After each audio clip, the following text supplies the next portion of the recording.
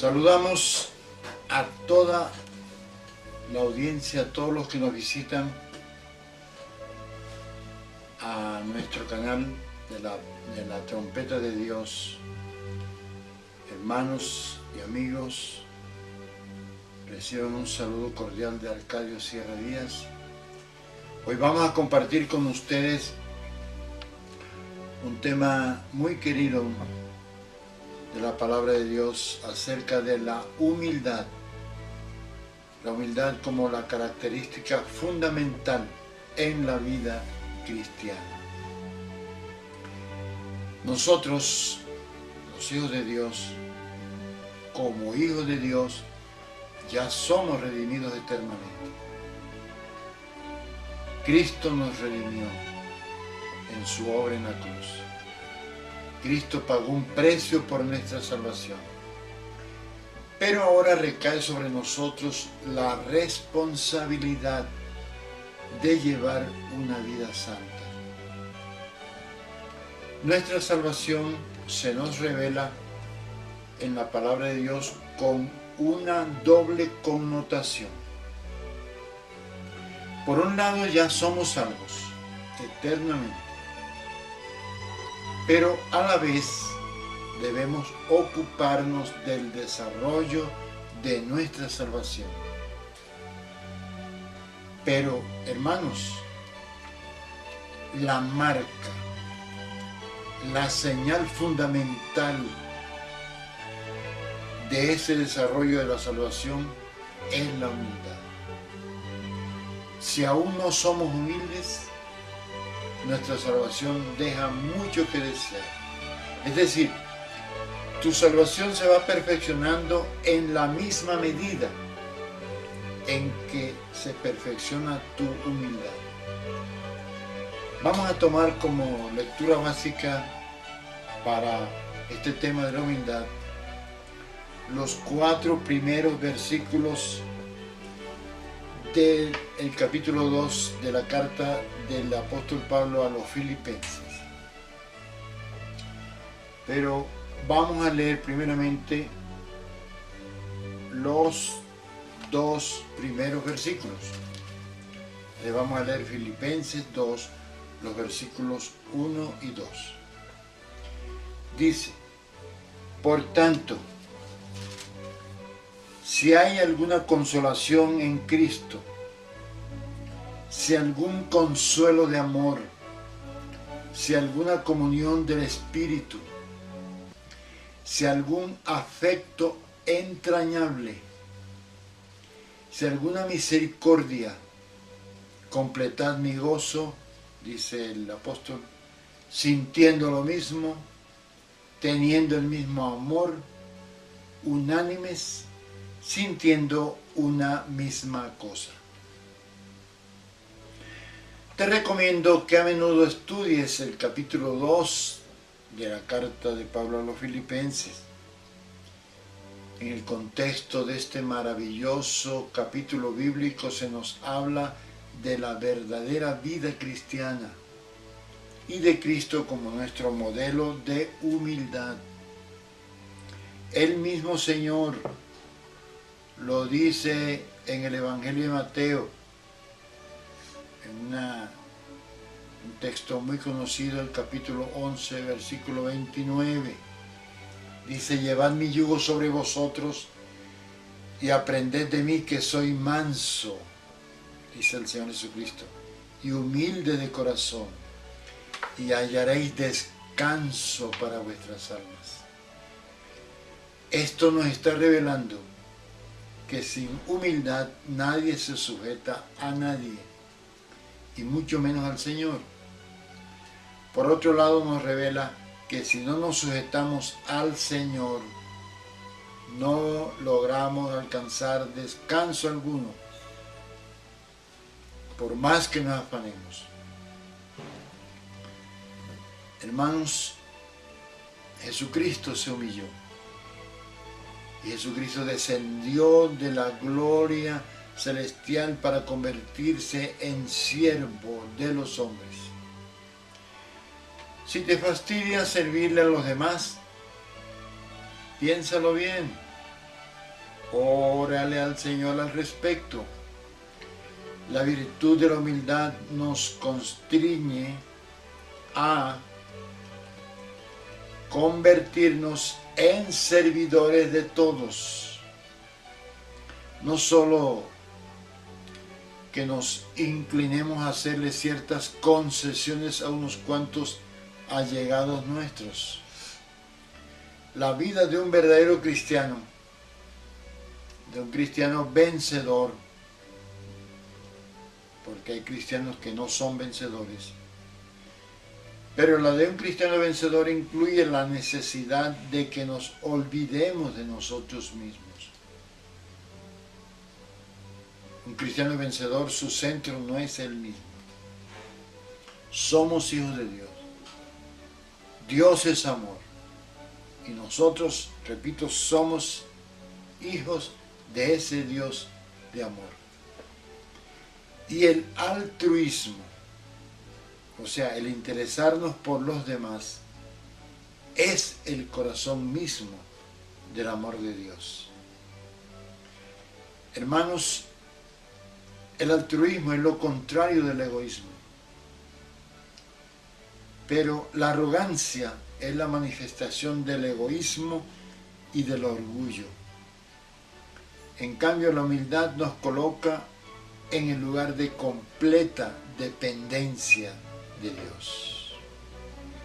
En el jardín del Edén, conforme revela la palabra de Dios, sobre todo en el libro de Génesis, allá en el principio, Satanás le inoculó al hombre la ponzoña del orgullo y la independencia de Dios. Esa fue una gran trampa. Pero, oh maravilla, el Señor Jesucristo descendió del cielo hace 2000 años a devolvernos la humildad perdida, a desintoxicarnos de ese veneno de la autocomplacencia, del amor propio que traíamos en nuestra historia pasada. Repito, hermanos, ahora somos hijos de Dios, pero ¿cuántas veces nuestra desorientación es lamentable? Conocemos poco de Dios. Aún siendo hijos de Dios, conocemos poco de Dios que nos ha salvado, de ese Dios que es nuestro Padre ahora, de ese Dios que mora dentro de nosotros ahora. En la iglesia, una inmensa mayoría se encuentra en la misma situación de desconocimiento de quién es Dios y de quién es su Cristo. El Señor lo dice bien claro allá en el capítulo 17 de Juan, cuando Él le ora al Padre, dice: y esta es la vida eterna, que te conozcan a ti, oh Padre, y a Jesucristo, a quien tú has enviado. Entonces, mucha gente se encuentra en esa situación, unos más, otros menos. En el cuerpo de Cristo, o sea, en su iglesia, hay de todas las gamas de la sociedad. Y eso es razonable que lo haya. Pero todos, sin excepción, necesitamos del consuelo de Cristo. Ricos y pobres. Todos necesitamos del incentivo del amor del Señor. Todos necesitamos de la comunión del Espíritu Santo. Todos necesitamos, sin excepción, del afecto mutuo de unos con otros. Todos nosotros como hermanos, eternamente hermanos, necesitamos de la simpatía de los demás hermanos en la iglesia. Esa es la voluntad de Dios. No nos encerremos en nosotros mismos. No hagamos de nosotros una urna de cristal. La manifestación del amor mutuo es fundamental para alimentar y mantener el espíritu de armonía y unidad en el seno de la iglesia. Hermanos, el hombre por naturaleza es perverso, nace siendo perverso. Esa es una triste realidad. Y aún en nuestra calidad de hijos de Dios, el egoísmo de nuestro propio yo muchas veces estorba la obra de Dios. Y lo más lamentable es que para salvar a tu propio yo, lo que logras al final es tu propia derrota. Toda esta historia es como la maldición de toda la existencia humana. Muy pocos escuchan al Señor Jesús. Hoy nos podemos ufanar de gozar de una jactanciosa civilización con toda su sofisticada educación y sus recursos científicos. Pero en el fondo, ¿todo para qué? La humanidad está en armas, en guerra contra sí misma. Y desafortunadamente algo similar está ocurriendo en la iglesia, guardadas las justas proporciones. Y ocurre aún entre nosotros mismos. Eso ocurre entre quienes ya no estamos enarbolando ninguna bandera denominacional. Algo de eso está lastimosamente ocurriendo. Por ejemplo, recientemente en la zona rural del municipio de Sumaré, allá en la región central del estado de San Pablo, en Brasil, pudimos ser testigos de algo deprimente allá en un sitio que le llaman La Estancia, una gigantesca división entre los hermanos por seguir las directrices de personas humanas y no centrarse en Cristo. Y esa historia se repite a lo largo y ancho de todas las comunidades en la tierra. Que la humanidad se está destruyendo a sí misma, vaya y venga. Pero que esto ocurre en la iglesia es lamentable. Incluso ministros cristianos están haciendo de la iglesia un escenario ideal donde pueden obtener autoexaltación, dominio sobre otras personas y actuando como pequeños césares y reyesuelos. Entonces, el fruto de todo esto es la ruptura, la fragmentación del cuerpo de Cristo, la lamentación y las divisiones en el seno de la iglesia. Estamos hablando de la humildad. Cristo es el humilde por excelencia. Y la humildad no se puede tratar como un mero concepto retórico, porque a decir verdad, la genuina humildad no es adoptar posturas negativas.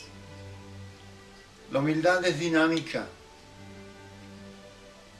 La humildad es altruismo, la humildad es amor al prójimo.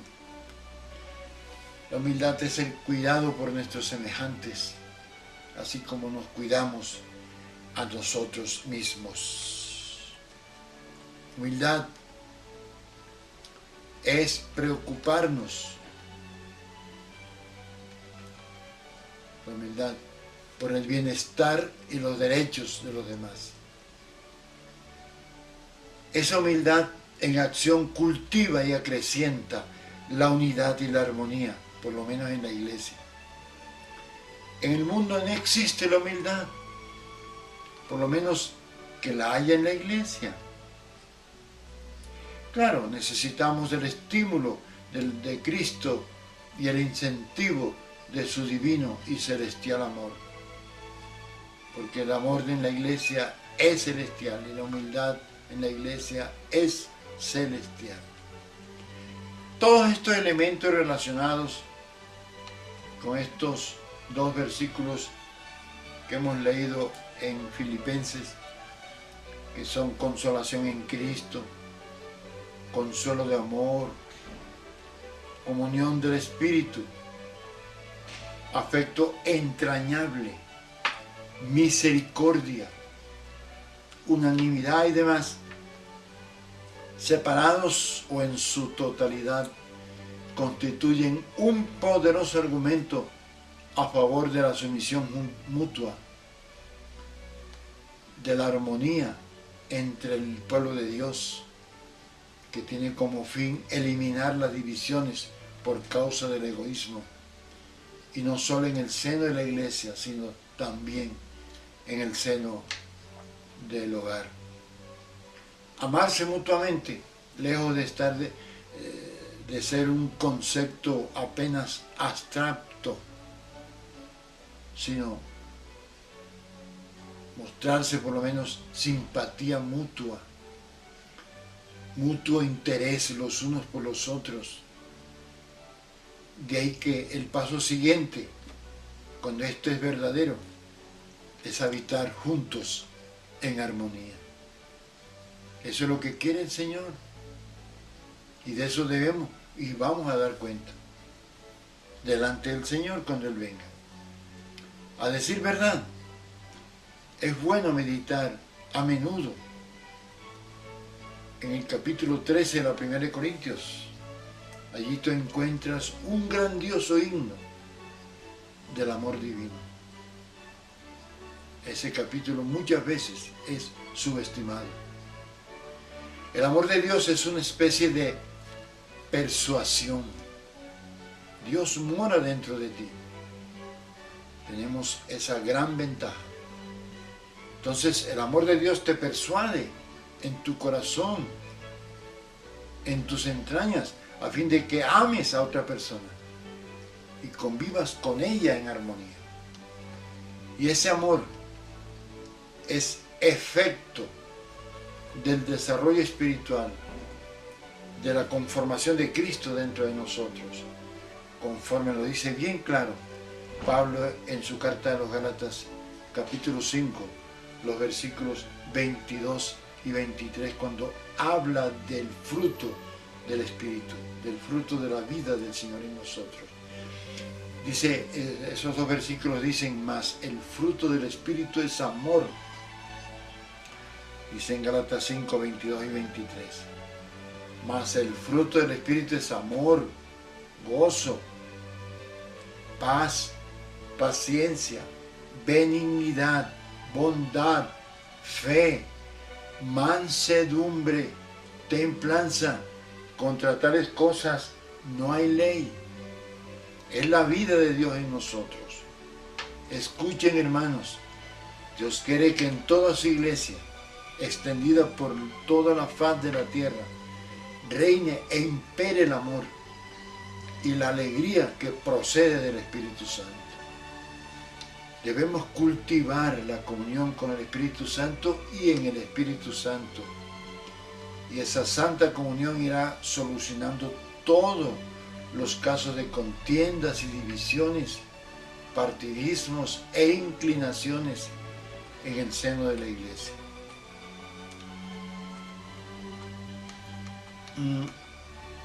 Este conjunto de virtudes enumeradas por el apóstol aquí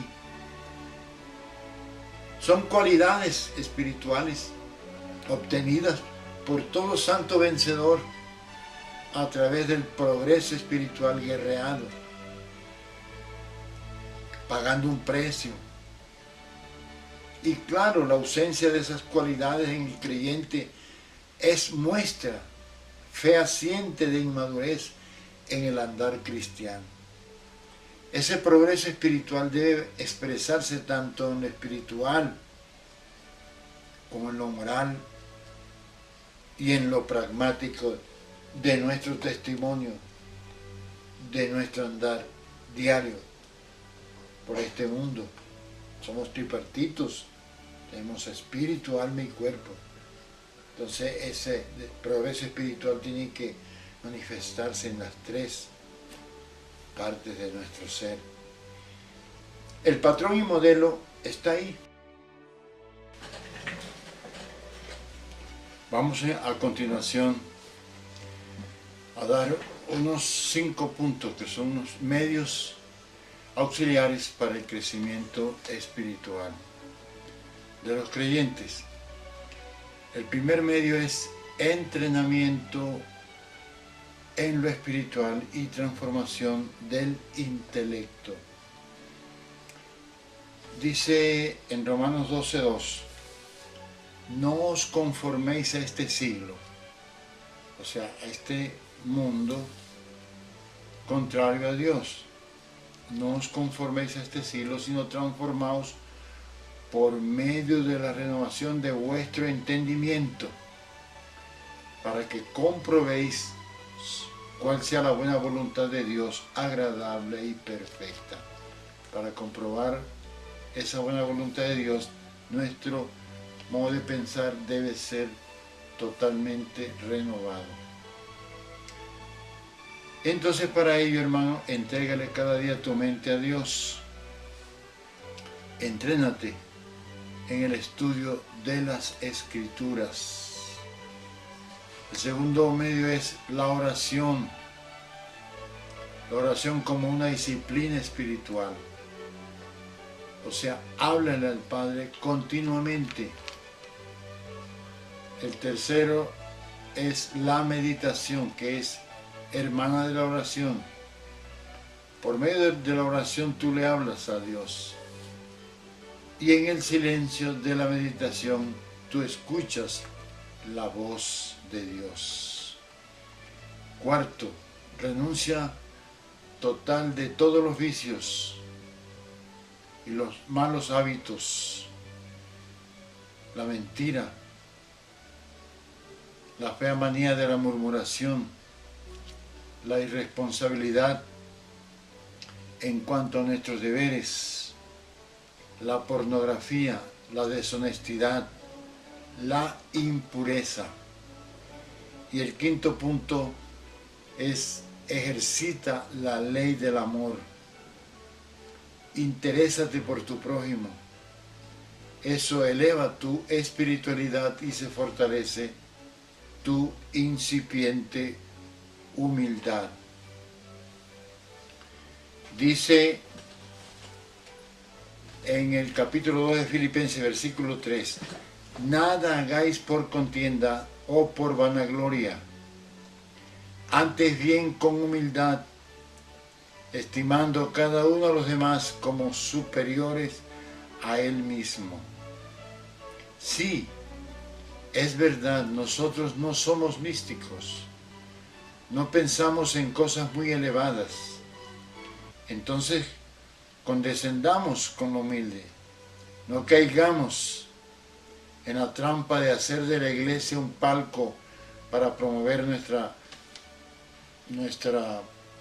propia gloria, la gloria personal. Tampoco nos enredemos en objetivos partidistas, ni religiosos, ni de otra índole. Aquel hermano que se gloría a sí mismo, en realidad está usurpando la posición de Dios, haciendo de su propio yo un Dios a semejanza del querubín lucero. Eso lo puedes ver con mucha claridad en Isaías 14 y en Ezequiel 28.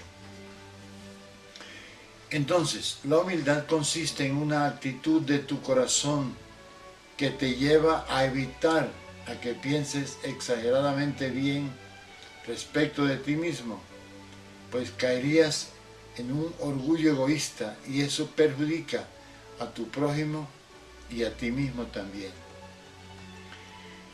Una persona orgullosa siempre procura imponer sus deseos y métodos, su propia voluntad, sin que le importe lo que piensen o sientan los demás.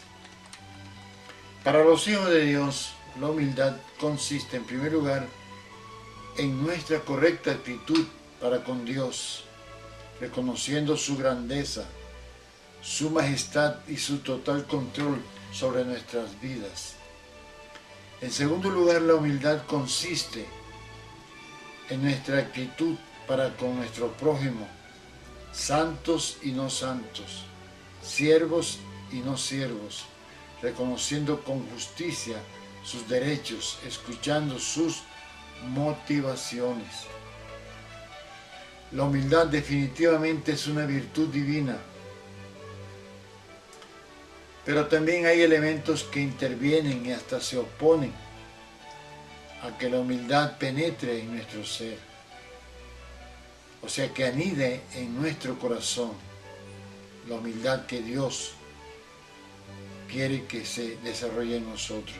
Como es obvio, todas las personas humanas no están en el mismo nivel cultural, en el mismo nivel de educación, de comodidades y riquezas materiales e incluso intelectuales, en el mismo nivel de inteligencia. Algunos son más inteligentes que otros.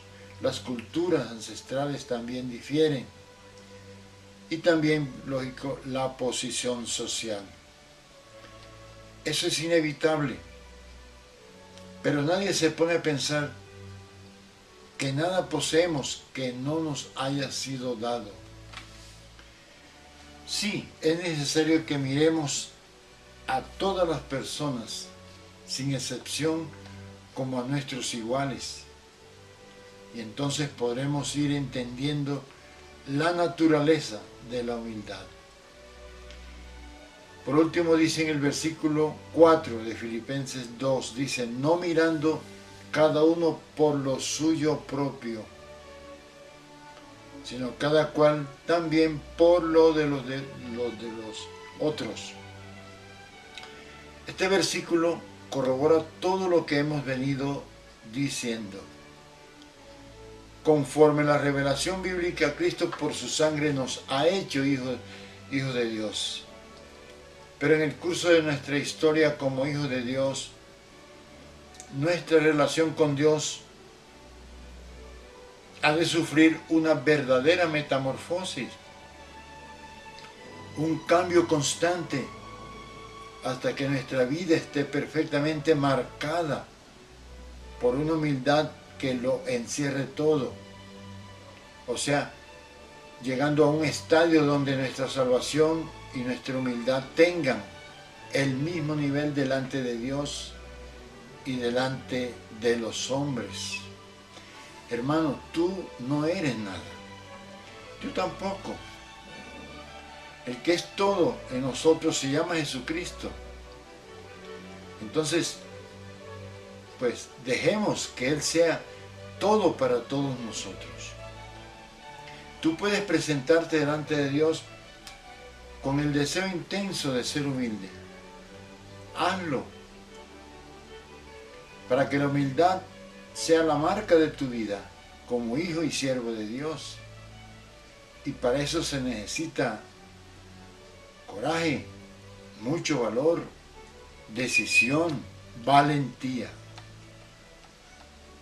Se necesita en nuestra vida mucha valentía para obedecer a Dios, para que Él se forme en nosotros. Debemos procurar conocer al Señor Jesucristo y seguir sus pasos. Debemos llegar ante el trono del Padre y entregarle nuestro orgullo. Es necesario conocer a Dios. En la oración sacerdotal del Señor Jesús, en el Evangelio de Juan capítulo 17 lo dice, creo que está en el versículo 3, dice, y esta es la vida eterna, que te conozcan a ti, oh Padre, y a Jesucristo, a quien tú has enviado. Por lo demás, hermanos, si eres codicioso todavía, no eres humilde, si aún te sigue afanando imponer tus propias opiniones sobre los demás, y que no te contradigan, no eres humilde. Si sientes fastidio por algunas personas, no eres humilde. Y así, muchas cosas, examínate delante de Dios. Ok, si deseas que este video sea útil para ti, te recomiendo que lo visites por lo menos unas 10 veces y medites seriamente en este tema fundamental de nuestra vida cristiana. Dios los bendiga a todos.